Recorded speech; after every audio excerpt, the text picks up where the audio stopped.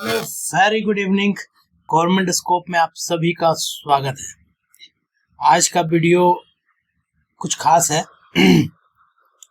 मुझे पता है ये वीडियो बनाने के बाद कमेंट्स में गालियां भी पड़ेगी, कमेंट में थैंक यू भी लिखा जाएगा, बहुत सारी सीक्वेंसेस आएंगी इस वीडियो पे।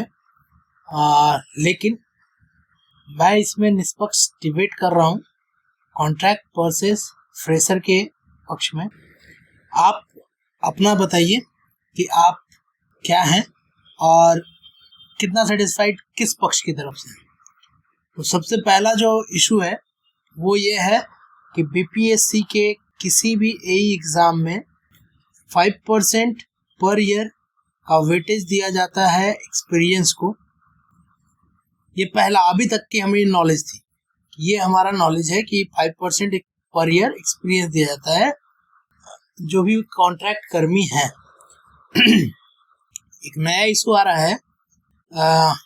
एक भाई ने अभी मेरे को मेल भी किया था कि 2 कैंडिडेट्स हैं, नाम मैं नहीं लूँगा, उनके पास है वो डिटेल, वो शायद केस फाइल भी करें। अब वो उन्होंने क्या किया कि 2017 में वो ज्वाइन किए थे, 2017 वाली वैकेंसी में वो ज्वाइन किए थे, यूडीएचडी था शायद, आई थिंक। अब फिर से उन्होंने फॉर्म भरा और 2020 वाला जो आया था उसमें चेंज किया, चेंज करके आगे वो किस में आ गए थे, मतलब एक्स, मान लीजिए एक्स डिपार्टमेंट में। और फिर 2022 के जो 24 वाला जो पीएचडी वाला है इसमें भी ये सिलेक्टेड है, और 2025 वाला भी आई थिंक वो सिलेक्टेड होंगे। रीज़न क्या है इसका कि उनको 25% मार्क्स मिल रहा है 400 का, यानी 400 में उनको 100 मार्क्स आराम से मिल जा रहे हैं। वो 200 ला रहे हैं नंबर और वो 100 होके 300 मार्क्स ला के वो ऊपर चले जा रहे हैं। तो बात थोड़ी सी अजीब है कि गवर्नमेंट ने ये स्कीम निकाला है कि आप कोई भी कॉन्ट्रैक्ट कर्मी हो, उनको 2 फायदा मिल रहा है। पहला फायदा एज का, ये सब में लागू है। जैसे मान लीजिए कि अगर आप किसी अदर डिपार्टमेंट में काम कर रहे हैं और आपकी एज पार हो गई, जैसे अगर मैं पीएससी की बात करूं तो 37 ईयर्स होती है यूआर की, तो उस एज को वो अगर पार कर चुके हैं और वो कॉन्ट्रैक्ट में है तो जितने साल की नौकरी है उतने साल उनके माफ़ हो जाएंगे और वो कर पाएंगे, मतलब आगे कर पाएंगे। ये एक अच्छी पहल थी। दूसरी पहल क्या उन्होंने दिया गवर्नमेंट ने कि एई में, खासकर एई में, इंजीनियरिंग सर्विसेज में, इंजीनियरिंग लाइन में, और किसी लाइन में ये नहीं है, इंजीनियरिंग लाइन में ही है कि आपको पर ईयर कॉन्ट्रैक्ट का 5% मिलेगा मैक्सिमम 5 ईयर के लिए। ठीक है, तो अब फ्रेशर्स का रोज इसलिए जाग रहा है, फ्रेशर्स का, क्योंकि जब हम पीएचडी का रिजल्ट देखे हैं, जब हम पीएचडी का रिजल्ट देखते हैं, पीएचईडी का, तो हुआ क्या है कि यूआर में कट ऑफ लगभग 337 के आसपास गया है। अगर आपने ये नहीं देखा कि 337 कैसे आया है तो वीडियो मेरे चैनल पर है, आई बटन में भी दे दूंगा, डिस्क्रिप्शन में भी डाल दूंगा, आप जाके उसे देखिए कि कैसे ये 337 कैलकुलेट होके आ रहा है। क्योंकि जो कट ऑफ है हमारा, कट ऑफ जो हमारा है वो आउट ऑफ 100 है, और उस 100 में भी 2 पार्ट है, एक 75 वाला और एक 25 वाला। तो ये वाले उसे मिलते हैं जो एक्सपीरियंस है, जिनके पास एक्सपीरियंस है, और ये वाला हमारा फ्रेशर। मतलब फ्रेशर को कंपटीशन में यूआर में आने के लिए 300 प्लस मार्क्स पीएचडी के वैकेंसी, पीएचडी में बात कर रहा हूँ 32/2024 की, इतना लाना होगा तब वो यूआर से सेलेक्ट होगा। तो यही एक रोज का कारण बना है फ्रेशर्स में कि आप जो नंबर दे रहे हैं 25 मार्क्स, 25% मार्क्स, तो जब आप दे रहे हैं तो उसमें सिर्फ यूआर में सिर्फ एक्सपीरियंस बंदे ही जा रहे हैं, कोई भी जनरल लड़का नहीं जा रहा है या लड़की। अब लड़की में जा सकती हैं क्योंकि यू आर फीमेल की जो है अभी जो 35% आरक्षण वाला आया है तो इसमें से उनको फायदा मिल जाएगा। लेकिन अगर हम बॉयज की बात करें तो ये पॉसिबल ही नहीं हो रहा है। अब अभी जब वैकेंसी हमारी 29/2025 में 29/2025 में हमारी वैकेंसी है लगभग 984 सिविल की, फिर भी लोग 280 प्लस लाके यूआर में बोल रहे हैं कि आई एम अनसेफ। यूआर वाले बोल रहे हैं आई एम अनसेफ। कहीं कहीं तो डर इतना बना हुआ है कि जो कैटेगरी में बैठे हुए हैं, जो कैटेगरी में है, वो भी बोल रहे हैं कि भाई 250 प्लस है और भाई आई एम अनसेफ फील कर रहे हैं। वीडियोस देखे जा रहे हैं, कट ऑफ देखे जा रहे हैं, हर चीज को देख के सर बताइए ना। तो भाई ये कोई नहीं बता पाएगा आपको एग्जैक्ट नंबर। आप झूठ मूठ का परेशान हो रहे हैं। कोई सिंगल बंदा, कितना बड़ा भी यूट्यूब पे पढ़ाने वाले टीचर हो, कितने बड़े भी इंस्टीट्यूट हो, किसी के पास ये कॉन्ट्रैक्ट का कितना नंबर है ये नहीं अवेलेबल है, क्योंकि ये हर अलग अलग डिपार्टमेंट में अलग अलग तरीके से है। कहीं पीएचडी में काम कर रहे थे, तो कहीं आरसीडी में काम कर रहे हैं, कहीं बीसीडी में काम कर रहे हैं। इट्स ऑल डिपेंड्स किस विभाग में है। और आरटीआई अगर आप लगाने जाइए तो सभी विभागों में लगा के आपको पूछना पड़ेगा। कोई विभाग बोल देगा कि नहीं मिला, फिर वही दिक्कत, नहीं दिया तो अटके रहिए, डिलेमा में रहिए, कितने हैं कितने नहीं है, कुछ पता नहीं चलेगा। तो बेसिकली अगर मैं बात करूं तो दो तरह के क्वेश्चन उठ रहे हैं। पहला ये क्वेश्चन है कि फ्रेशर का एक्सपीरियंस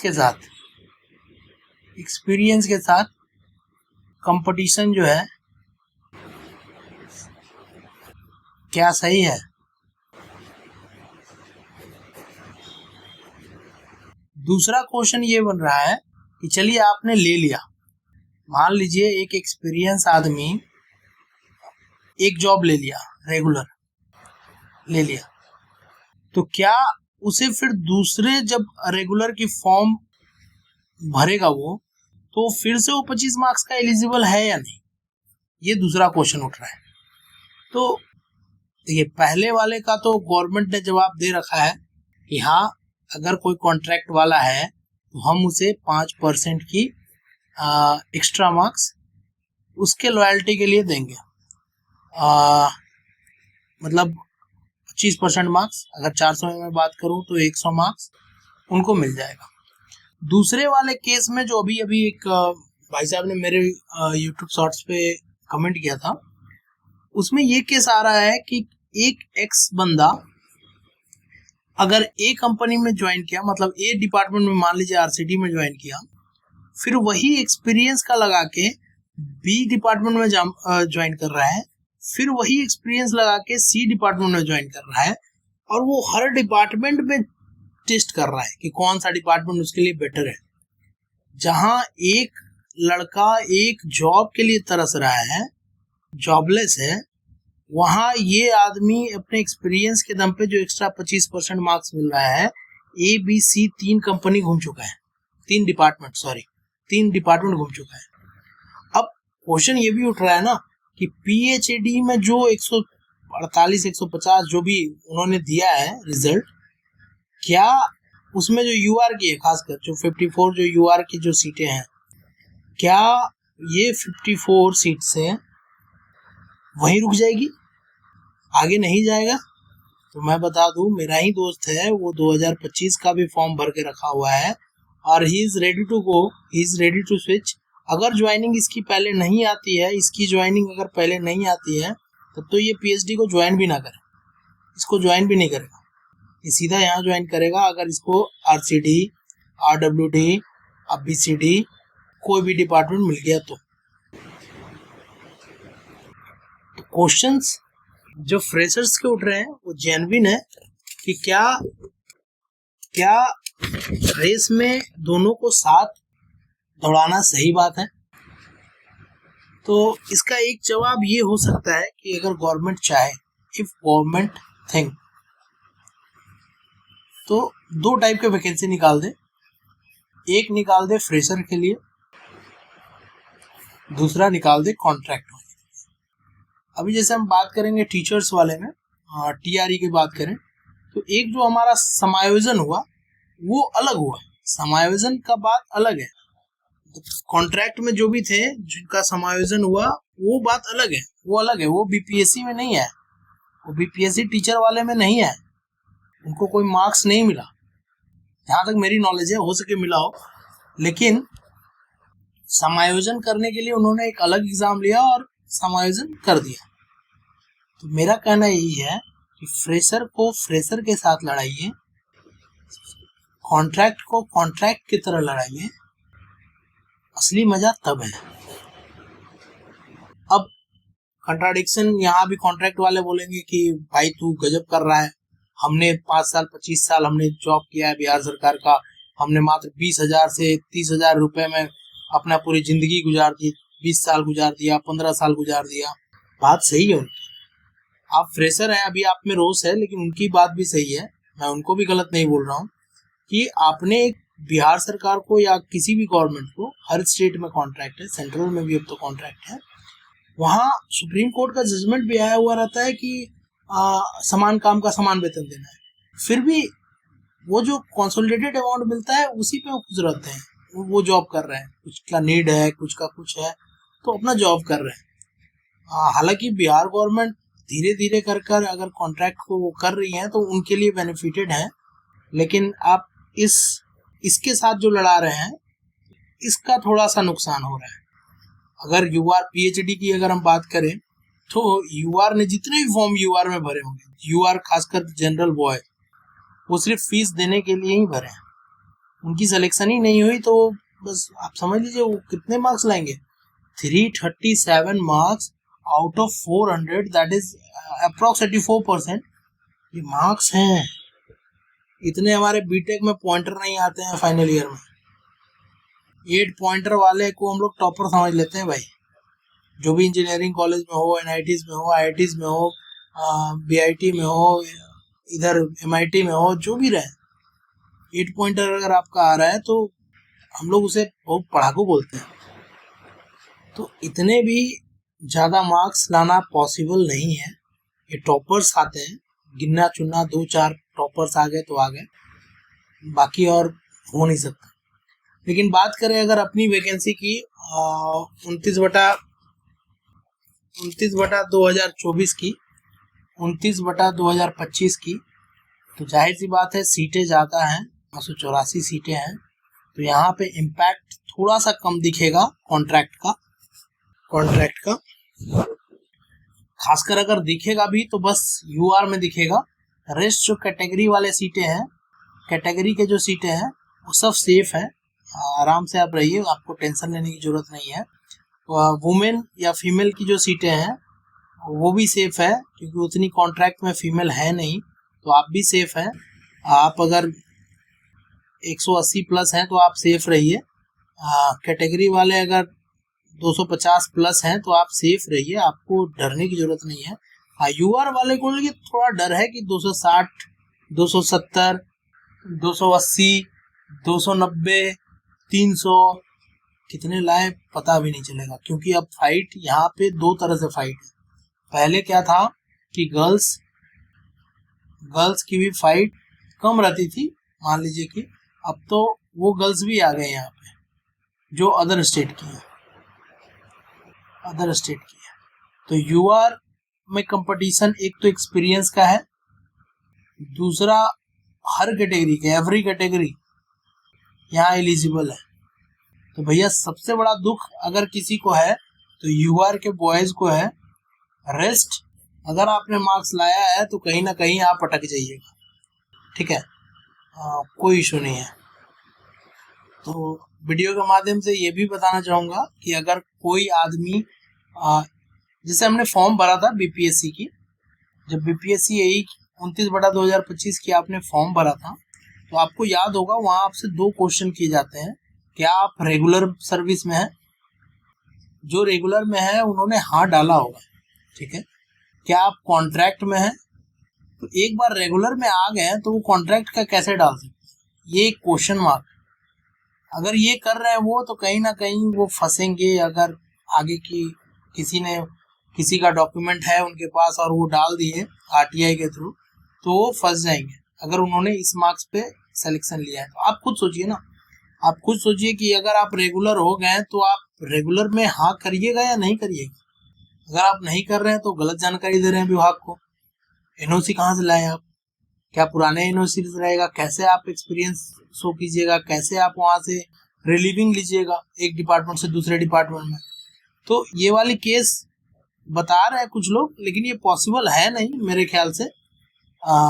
वो अगर रेगुलर में है तो उन्हें हाँ करना ही होगा, और अगर वो हाँ एक बार कर दिए तो फिर इसका बेनिफिट तो नहीं मिलेगा, कहीं भी नहीं लिखा हुआ है, क्योंकि उनको एनओसी लेना है डिपार्टमेंट से। अगर वो फिर से फॉर्म भर रहे हैं वो एनओसी लेंगे, और एनओसी में रेगुलर से एनओसी लेंगे, नो ऑब्जेक्शन सर्टिफिकेट। अब उस टाइम वो फंस जाएंगे, टोटली फंस जाएंगे।